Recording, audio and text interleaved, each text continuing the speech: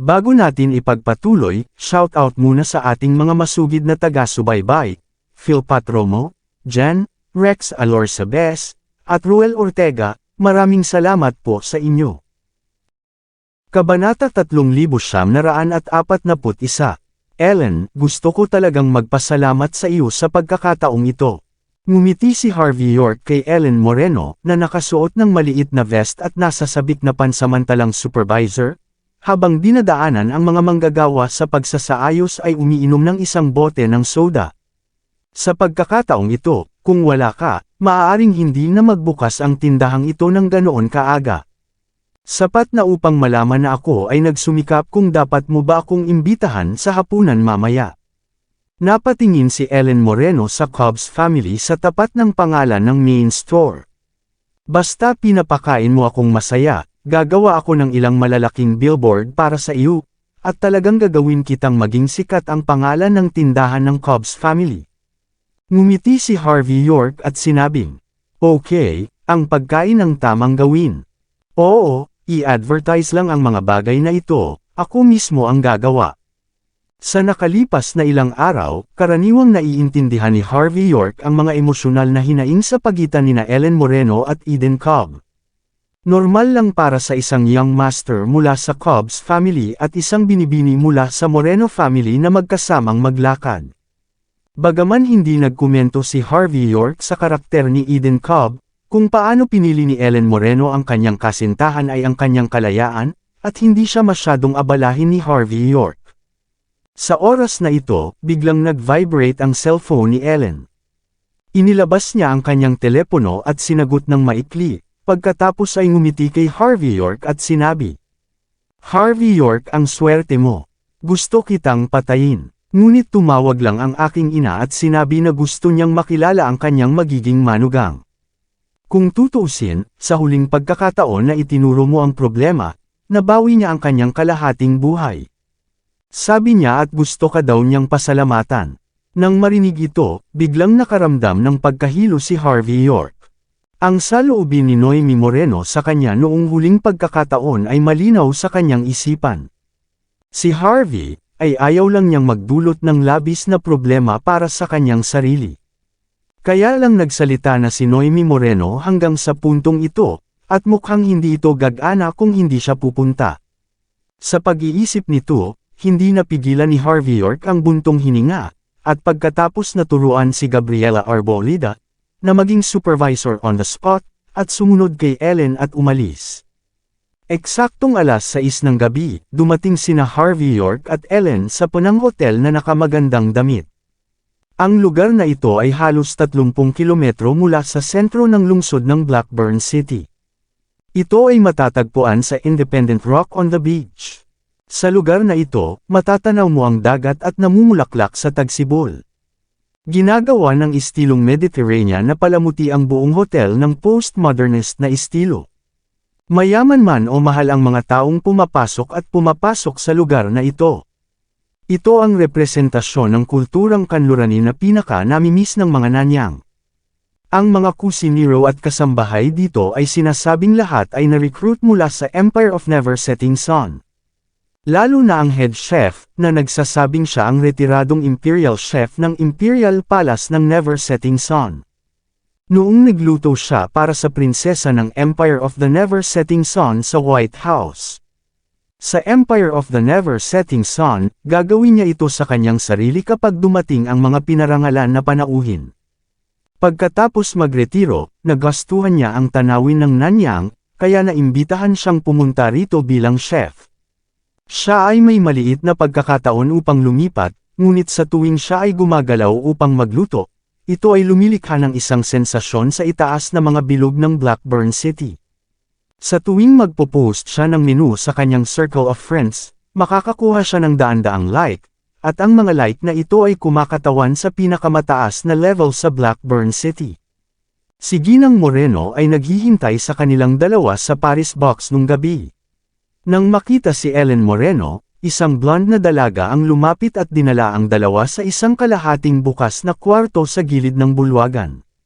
Napasulyap si Harvey York at nakita niya ang ilang nakaistilong dilag sa loob, lahat ay may hawak na kopeta, at umiinom ng Lafite red wine at malakas na nagsasalita. Tiningnan ni Harvey York ng maigi at nalaman na si Noemi Moreno ang core girl ng grupong ito ng fashionable beauty. Nakasuot siya ng cheongsam na may mga katangiang nanyang, at makikita ang kanyang mapuputing hita, na napaka-seductive at kapansin-pansin.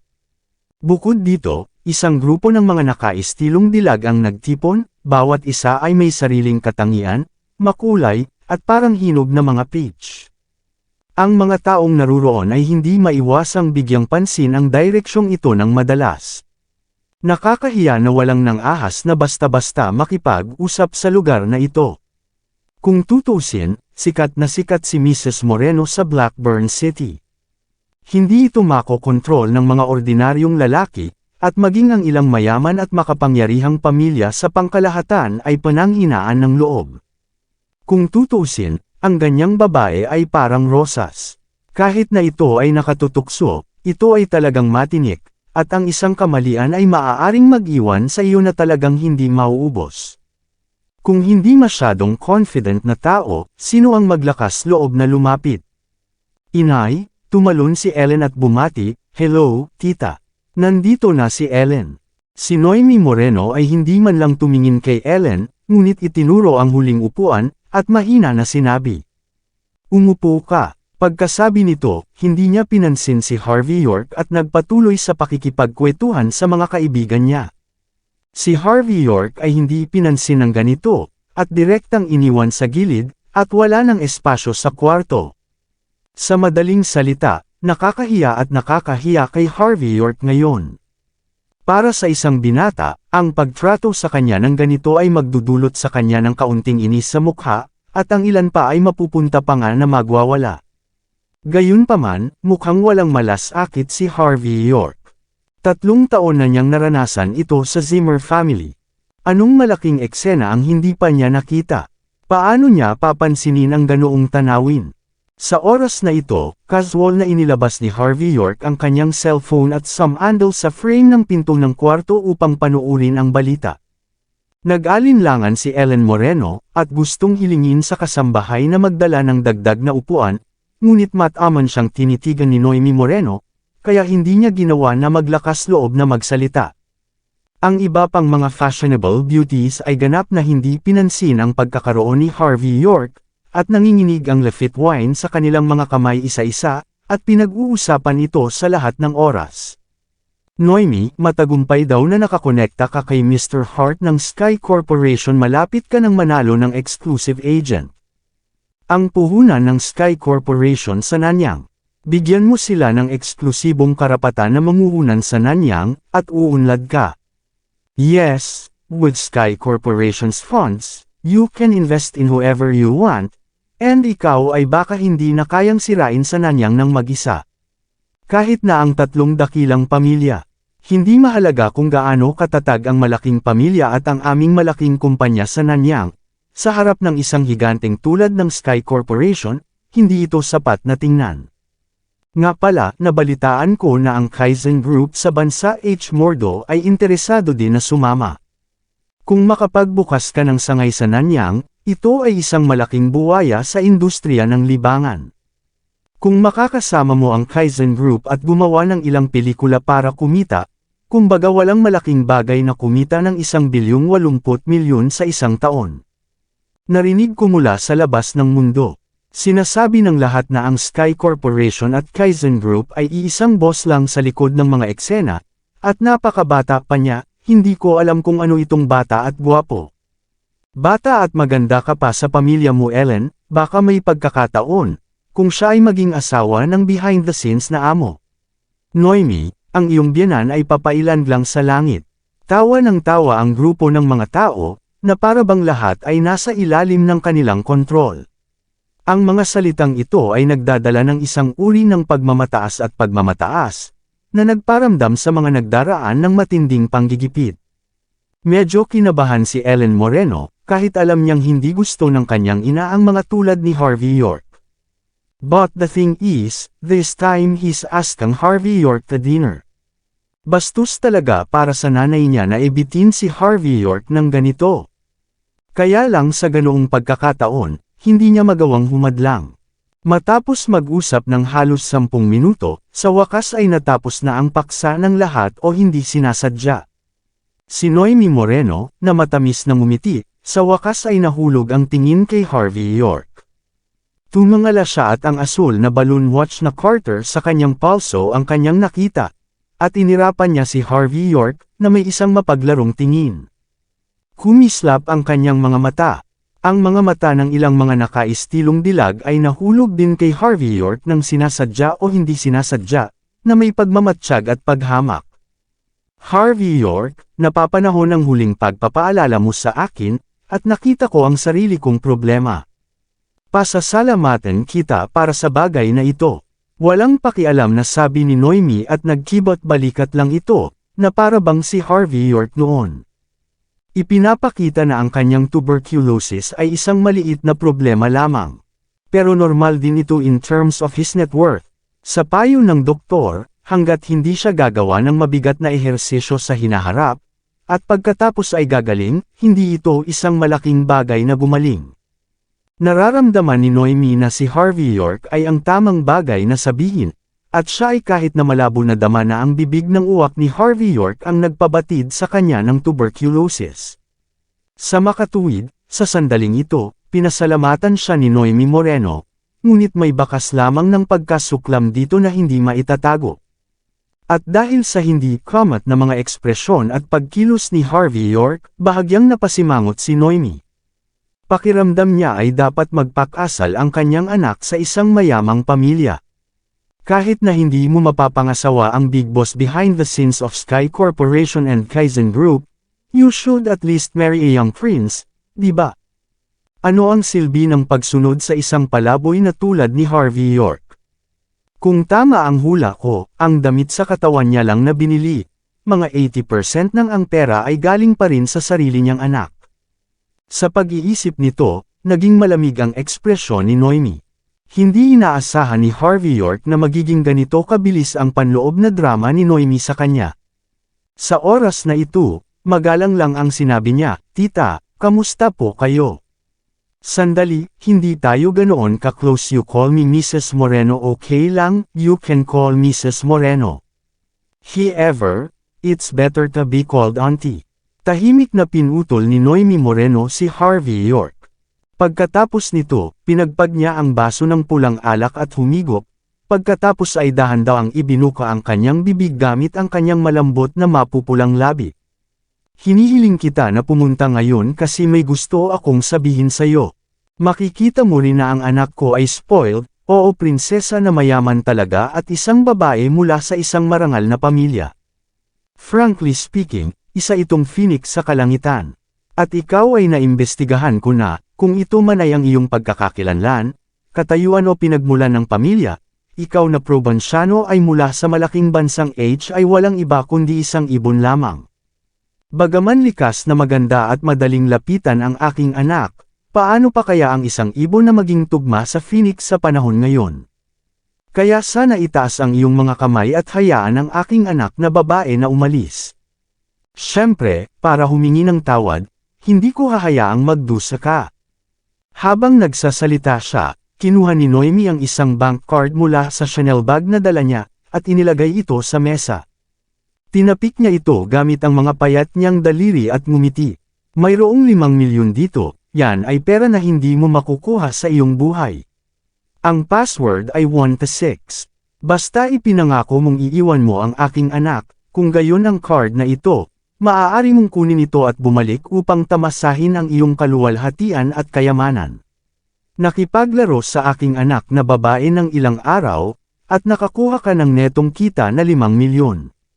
Malaki na ang kinita mo. Nakatingin sa medyo nakangiting ekspresyon ni Noemi Moreno, nakatingin sa bank card na may mahinang halimuyak sa mesa, at nakatingin sa mga nakakabirong ngiti sa sulok ng mga nakaistilong dilag sa paligid niya. Biglang tumawa si Harvey York. Ang tinatawag na treat ngayon para sa mga bisita ay peke, ngunit ito ay totoo. Kaya lang wala siyang ganoong pag-iisip para kay Noemi. Naging magkaibigan ang magkabilang panig, ngunit iyon ay isang bagay lamang ng kapalaran. Tungkol sa pagpunta dito ngayon, ang nararamdaman ko lang ay talagang mahirap para kay Ellen ang mga araw na ito. Si Harvey York ay personal na magpapasalamat kay Noemi, at magbibigay pa ng pahintulot kay Ray Hart. Magbigay ng kaunting tulong ang Sky Corporation kay Noemi Moreno. Gayunpaman, ang katigasan ng ulo ni Noemi at ang disguised contempt niya na ginawa kay Harvey York na sumimangot ng konti. Sa katunayan, walang pakialam si Harvey York kung sinabi ni Noemi ang mga bagay na iyon. Pagkatapos ng lahat, sila ni Ellen ay hindi magkasintahan sa orihinal, kaya niya linawin ito. Ngunit ang bagay ay, ang saloobin ni Noemi na hindi pinapansin ang mga pulubi at ang kanyang maliit na puting mukha ay naging sanhi ng kalungkutan ni Harvey York. Tatalikod na sana siya at aalis, nagalit si Ellen. Tumayo siya at hinawakan ang kamay ni Harvey York ng buong pagmamahal, at sinasabi ng malandi, "Inay, masyado ka bang lalayo? Palagi mong sinasabi na iimbitahan mo si Harvey York sa hapunan, kaya dinala ko siya. Pero ikaw, paano mo siya pakikitunguhan ng ganito? Bukod dito, iniligtas niya ang iyong buhay, at iniligtas niya ang aking buhay ilang araw na ang nakalipas. Hindi man ako ang kanyang kapareha, siya ang ating tagapagligtas, at dapat tayong magpasalamat. Hindi mo ba naiintindihan ang katotohanan?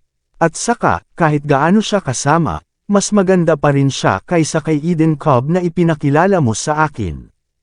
At the very least, he's not a scumbag. Hindi siya makikipaghalubilo sa ibang babae ng ganoon lang. Gusto ko ang mga taong tulad nito." Namula si Ellen at parang galit ang pagbigkas ng mga salitang ito ay kumakatawan sa isang paghaharap sa pagitan niya at ng kanyang ina. Tila hindi akalain ni Noemi na ang kanyang anak na laging cute ay magtatanong sa sarili. Pagkatapos niyang tingnan ng malalim si Harvey York, sinamaan niya ng tingin si Ellen at sinabi, "Ellen, sino ang nagturo sa iyo na sabihin ang mga salitang ito? Paano kita tinuturuan? Nakalimutan mo na ba ang ugali mo? Ouch! Itigil niyo na ang pagtatalo niyong mag-ina." Ang fashionable na magandang babae sa purple cheongsam na may hawak na inuming sipong Lafite red wine, siya ay ngumiti kay Ellen. "Ellen, may sasabihin si tita na patas. Sinasabi ng iyong ina ang mga bagay na ito para sa iyong ikabubuti at para sa iyong kaligayahan sa buhay. Ano ang pangalan ng lalaki sa tabi mo, Harvey York, tama? Nakatulong siya sa iyo, at gumawa siya ng kaunting kredito. Ngunit, ang mundong ito ay hindi pinapansin ang ganitong uri ng pag-uugali. Inilagay mo ang iyong harap ng tindahan. Sapat na para magamit niya ito ng libre, at para matulungan siya sa mga dekorasyon at abalang schedule. Ito ay talagang hindi maganda. Maaari mo ring hilingin sa iyong ina na ibigay ang tindahan sa taong ito. 110 at 10 milyong dolyar, kasama ang netong halaga ng iyong pamilyang Moreno, hindi sa hindi mo ito kayang bayaran. Ikaw ang panganay na anak at prinsesa ng pamilya, ngunit huwag gagawa ng mga bagay na pagsisisihan mo sa lahat ng oras sa buong buhay mo para sa kaunting tulong. Isa pang fashion beauty din. Siya ay bum-ontong hininga. Ellen, kailangan mong maunawaan na ang ating mundo ay hierarchical. Hindi tayo isang antas na kayang ipitin ng mga ordinaryong tao. Galit na sinabi ni Ellen. Hindi ordinaryong tao si Harvey York, gumawa pa siya ng formula ng gamot para ito ibenta sa kanyang tindahan. Tindahan. Tumawa ang nakaistilong dilag na kakabukas pa lang ng bibig. Kailan kaya papasok ang mga nagbebenta ng ginamit na gamot sa itaas na bilog na tulad natin? Maraming salamat sa lahat ng sumusubaybay. Please subscribe and follow my YouTube and Facebook channel, Pilipino Novel. Maraming salamat po. Kabanata 3945. Ellen, makinig ka sa payo ko. Kahit nasubukan mo ang iyong makakaya na dalhin ang taong nagbebenta ng binugbog na gamot sa aming lupon. Pero ang problema, kahit pumasok siya, ma-out of place lang siya. Ang amoy ng elixir ay mapapapalayo sa kanya ang lahat. At ikaw, maging ang iyong ina, at ang iyong pamilyang Moreno ay magiging katatawanan sa nanyang dahil sa iyong kalooban. Ellen, kahit na hindi mo iniisip ang pamilya Moreno, kailangan mong mag-isip para sa kapakanan ng iyong ina. Nahihirapan na siya sa bahay ng Moreno, hindi mo ba siya pinapahirapan na maging makasarili nang makita ang malungkot na ekspresyon ni Ellen Moreno, muling nagdagdag ng apoy ang ikatlong babae. Ang kanyang mga mata ay nahulog kay Harvey York, at bumantong hininga na parang wala. Munting lalaki, kilala mo ang iyong sarili. Kung gusto mong magbenta ng mga binugbog na tableta, lahat kami ay makakasuporta sa iyo para sa mukha ni Ellen at magtakda ng presyo na $100. Dalhin mo sa aso sa bahay. Ngunit nagbebenta ka ng mga patch ng balat ng aso at nagbebenta ng mabuti. Huwag mangarap ng gising, iniisip iyong plaster ng balat ng isang maliit na aso, ay maaari ka nang pumasok sa hierarchy ng aming mataas na lipunan. May ilang mga bagay sa mundong ito, na mayroon kami nito nung kami ay ipinanganak. Wala ka nito noong ipinanganak ka, at malamang wala ka nito sa buhay mo. Naiintindihan mo ba ang ibig kong sabihin? Pagkasabi nito, ngumiti ng matamis ang babae, at hinawakan at uminom ng red wine. Pakiramdam niya ay sapat na ang sinabi niya. Sa mga lupo na tulad nila, sinasabi ng kapanganakan ang lahat. Walang ipinaliwanag si Harvey York, at hindi rin nagalit sa pangungutya ng babaeng ito, ngunit may walang pakialam na ekspresyon sa kanyang mukha. Pagkatapos ng lahat, kung iisipin mo si Ellen Moreno, ang sinasabi ng babaeng ito, sa isang tiyak na lawak, na protektahan siya. Iniisip ang tulong ni Ellen sa kanya. Nagpasya si Harvey York na hayaan ito, at hindi siya nag-abala sa pagtuturo sa mga babaeng ito ng leksyon. Ngunit sa sandaling ito, si Harvey York ay magaan at mahinahon, at ang kanyang saloobin ay wala lang. Ang pagmamaneho ng isang kotse tungkol dito ay mas lalo pang tumingin sa kanya si Noemi Moreno. Sa paglipas ng mga taon, ilang beses nang nasa men's circle si Noemi.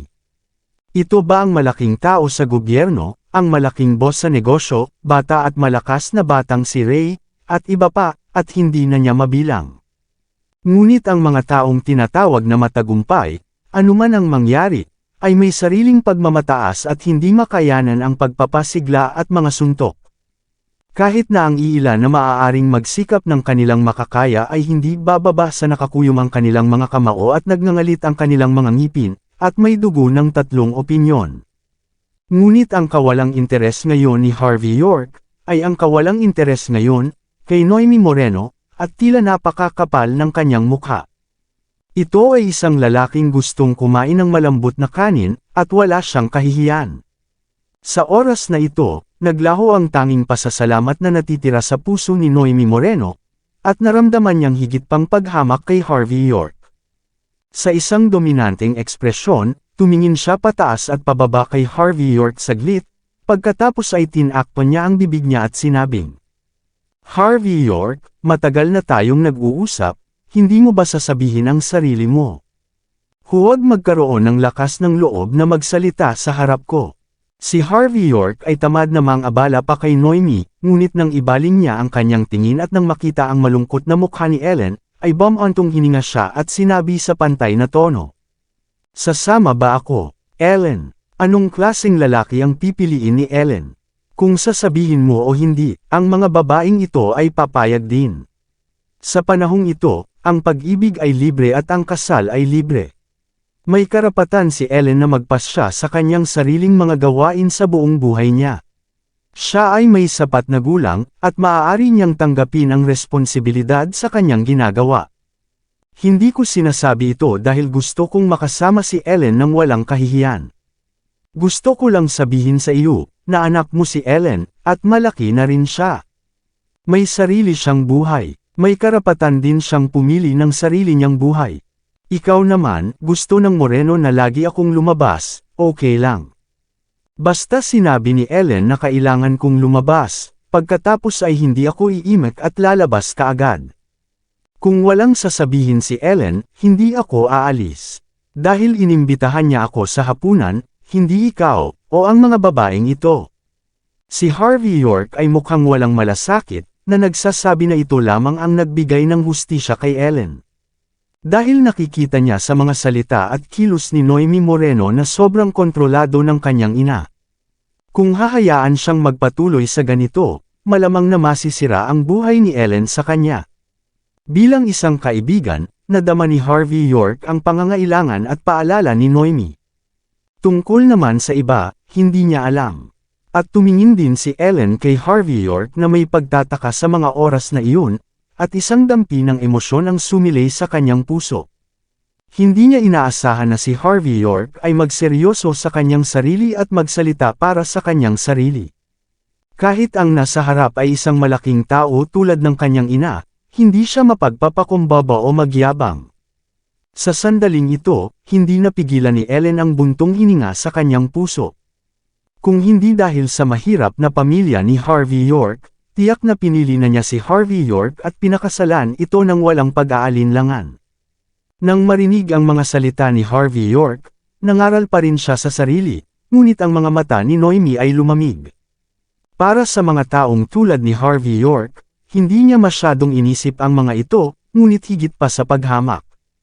Natural lang sa isang prinsipe na sabihin ang mga salitang ito. Ngunit nang sabihin ng isang kawawang bastard ang mga salitang ito, naging isang malaking biro. Sa oras na ito, si Noemi Moreno ay mukhang may paghamak, tumingin siya kay Harvey York, sa kanyang pinong ilong, at malamig na sinabi. Harvey York, napakatigas ng ulo mo, at hindi makatuwirang magpanggap. Ang panunukso sa isang 3 taong gulang na bata ay hindi makapanlilinlang dito. Sasabihin ko ulit ito sa huling pagkakataon. Ikaw at si Ellen ay dalawang mundo. Ang isang tulad mo ay hindi magkakaroon ng magandang kinabukasan. Bilang isang ina, bilang miyembro ng pamilya Moreno, hinding-hindi ko papayagan ang sinumang may lihim na motibo na parang naglalakad kasama ni Ellen. Sa oras na ito, puno ng momentum si Noemi.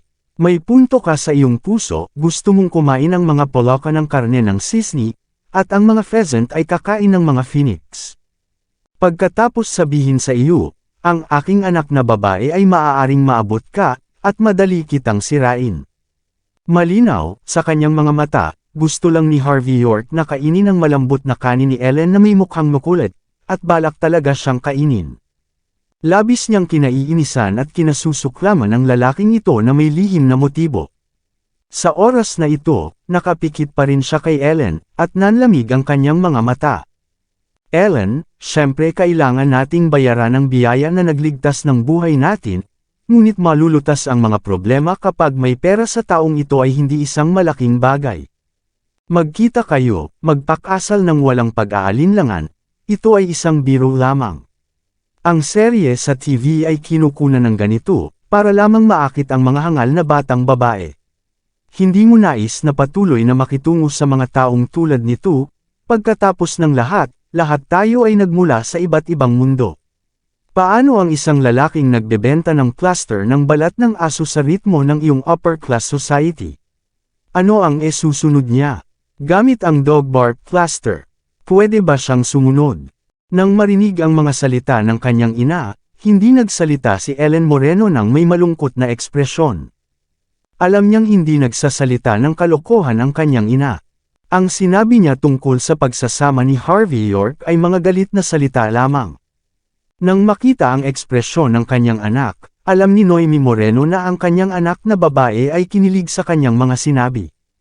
Napilitan siyang idagdag ang huling apoy sa huling dayami na nabasag ang kamelyo ay nasa likod mo habang buhay kasama ka, natatakot ako na hindi siya marunong humawak ng kutsilyo at tinidor para sa maharlikang pagkain na gusto nating kainin.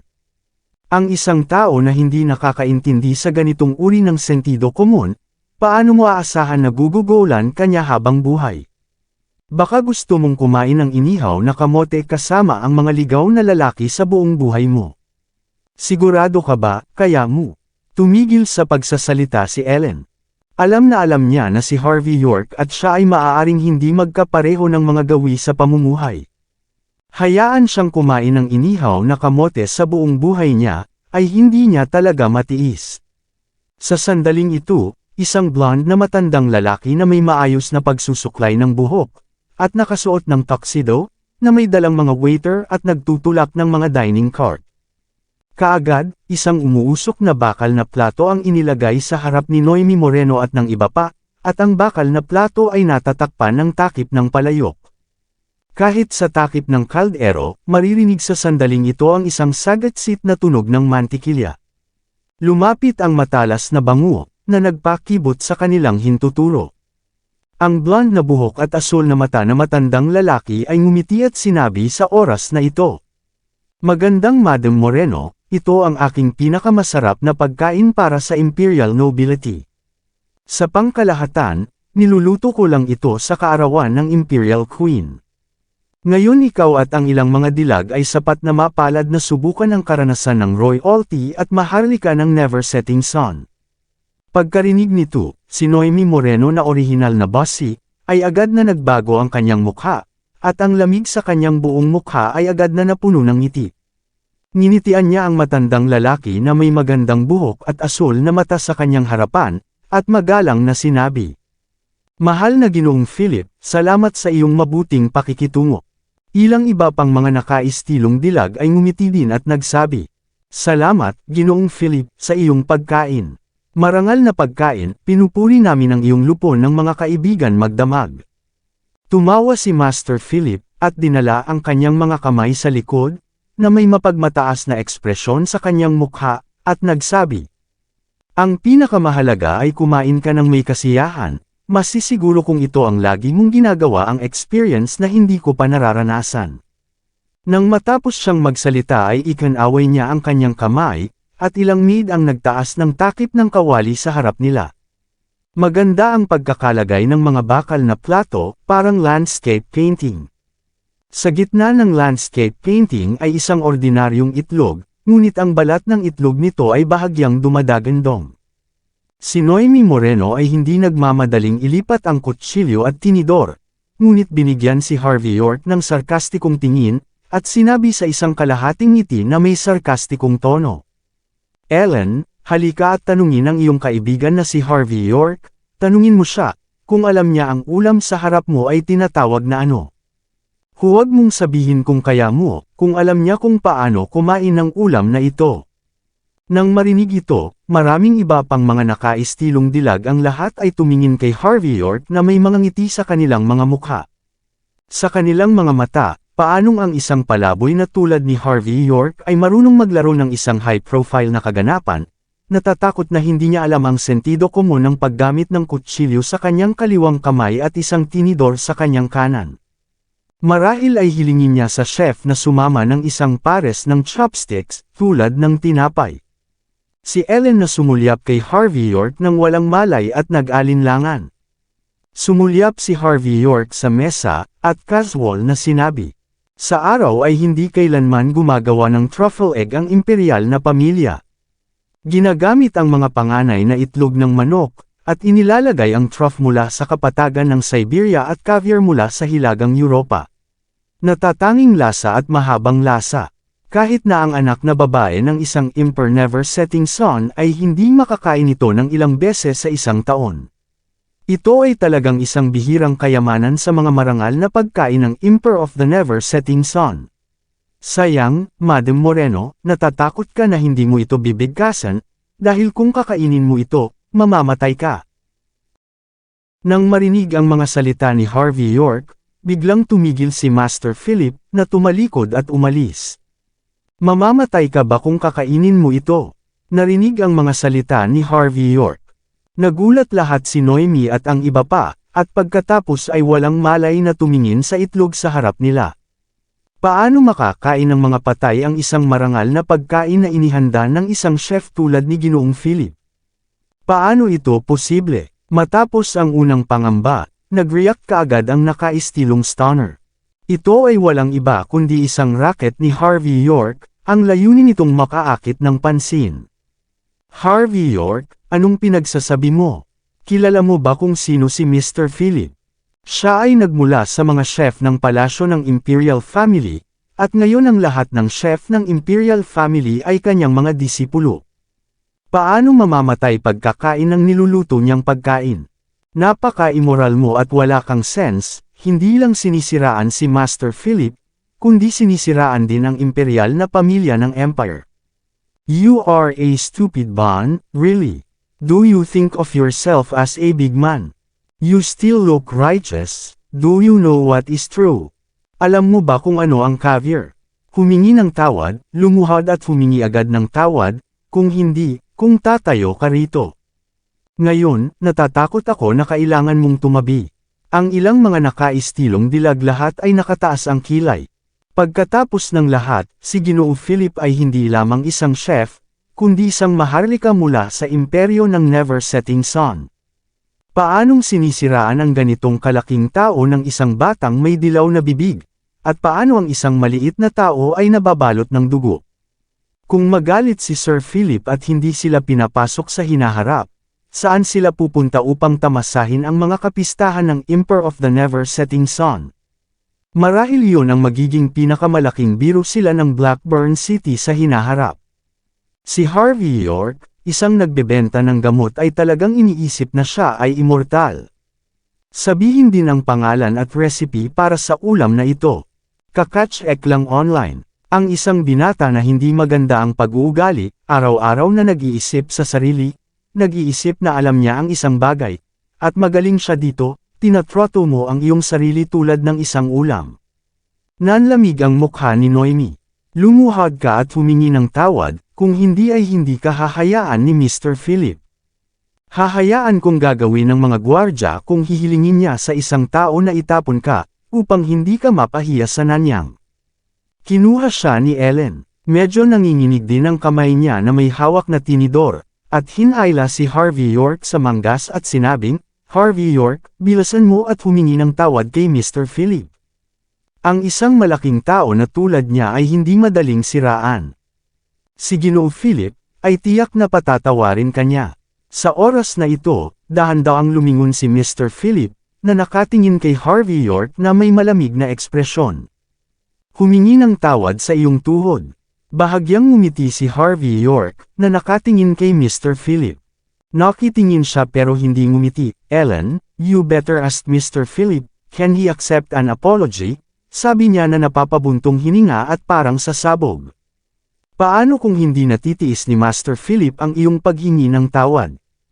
Naging malamig ang magandang mukha ni Noemi. Ang dami mong sinabing magulo at mapanirang puri tungkol sa pagkain ni Ginoong Philip na pag makakakain ng mga tao sila ay mamamatay. Ito ang pinakapangunahing bagay para sa iyo na lumuhod at humingi ng tawad. Hindi mo hahayaan si Master Philip na mag-sorry sa iyo ngayon, hindi ka namin pababayaan. Napakaraming bisita dito ay hinding-hindi ka papakawalan. Dahil siniraan mo ang aming idolo. Ang ilang mga nakaistilong dilag ay mayroon ding mga baso ng red wine sa kanilang mga kamay, at nakatingin kay Harvey York ng may paghamak. Narinig din ng mga kumakain sa paligid ang salita, at napatingin silang lahat kay Harvey York ng malamig. Papatayin ba ang mga tao sa pagkain ni Ginoong Philip? Ito ba ang pangungutya ng mga bulag sa paghabol sa mga sinungaling? Paninirang puri, si Harvey York ay mukhang walang pakialam, na nakatingin kay Mr. Philip at mahinang nagsabi.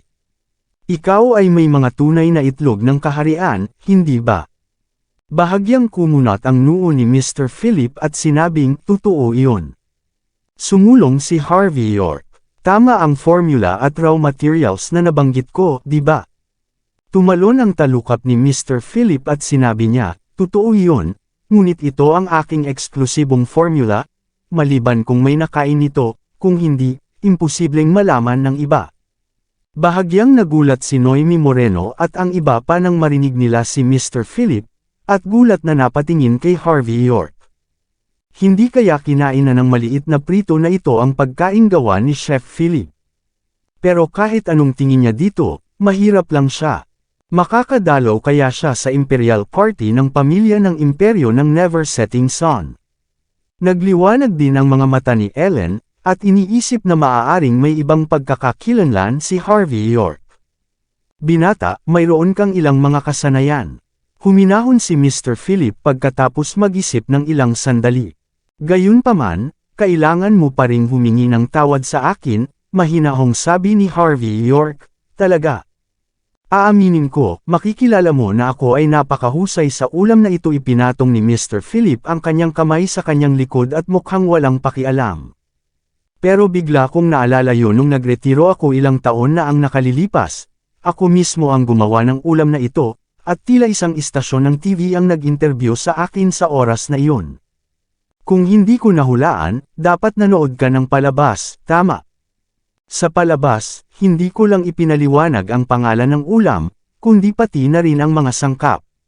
Sa kasamaang palad, kinasasangkutan nito ang aming mga lihim sa industriya, at hindi ko maibabahagi ang panlasa sa publiko. Dito, mukhang nanghihinayang si Master Philip. Okay, maaari mong malaman ito, maliban kung ikaw ay mapalad, at wala nang iba pa. Para sa kapakanan ng mga pangalan at sangkap na sinabi mo, hindi ko kailangan lumuhad ka, basta humingi ka ng tawad. Nang marinig ni Mr. Philip, ang mga bisita na nagulat nang makita ang ekspresyon ni Harvey York ay naging sarcastic. Ito pala ay nanunood ng isang programa sa TV nang hindi sinasadya, at sa kabutihang palad ay nabangga ito. Ang mga taong hindi nakakaalam, isipin na ang bunker na ito ay kumain ng ganitong uri ng royal food. Ngunit tama iyan, paano magkakaroon ng pagkakataon ng isang probinsyano na kumain ng pagkaing maharlika? Kahit mga high class na tulad nila ay kailangang pumila sa swerte. At maraming babae ang nakikitang kumikindat kay Mr. Philip na parang seda. Gaya ng inaasahan ng isang maharlika ng isang Emperor of the Never-Setting Sun, isa nga siyang maginoo. Si Harvey York ay isang marahas na asshole, at kahit na ang paninirang puri sa kanyang mga gamit ay kakain ng isang tao hanggang sa mamatay. Ngunit walang pakialam si Mr. Philip, at humingi lang siya ng tawad, masyado itong maganda. Ngumiti si Harvey York at mahinang nagsabi, Master Philip, sigurado ka bang kung may kakain ng ulam mo ay walang mamamatay? Kumunot ang noo ni Mr. Philip at galit na sinabi, kahit ang reyna ng Never-Set Sun Empire ay kumakain ito. Ang pagkain na ito ay nagawa ko na ng 12-dosenang beses, kung kumain sila at namatay, siguradong babarilin ako. Harvey York, tumigil ka na sa pagsasalita ng kalokohan. Sa pagkakataong ito, nanambalik na rin ang loob ni Noemi Moreno.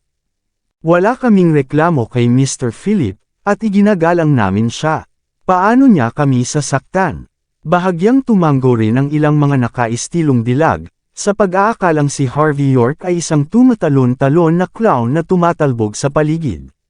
Sinabi niya ito upang ipakita ang kanyang sarili at makita sila sa taas, para isipin nilang karapat-dapat siya kay Ellen.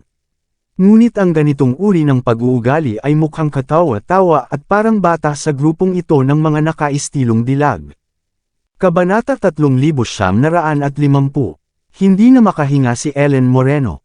Pagkatapos mag-alinlangan sandali, bumulong pa rin siya.